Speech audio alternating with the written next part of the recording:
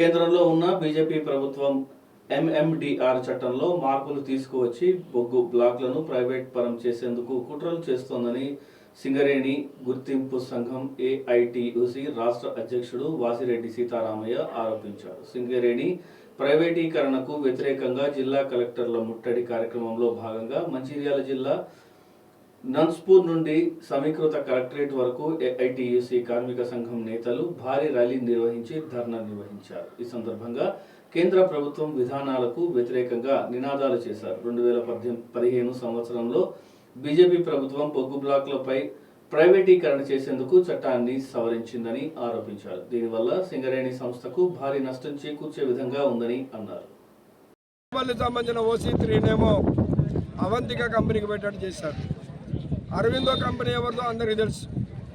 శరత్ చంద్రారెడ్డి గారు ఎవరైతే కవిత గారితో కలిసి ఢిల్లీ లిక్కర్ కేసులో అరెస్ట్ అయ్యి ఇప్పుడు జైల్లో ఉన్నారో వారిదే అరవిందో కంపెనీ, వారికి ఇప్పించుకున్నారు.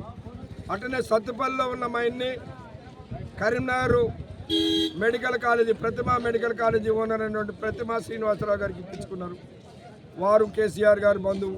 అంటే ఇవాళ కవిత గారు బిజినెస్ పార్ట్నర్కి ఇప్పించడానికి ఒక బాయి, కేసీఆర్ గారు బంధువు ప్రతిమా శ్రీనివాసరావు గారికి ఇప్పించుకోవడానికి ఒక బాయిని సింగరేణి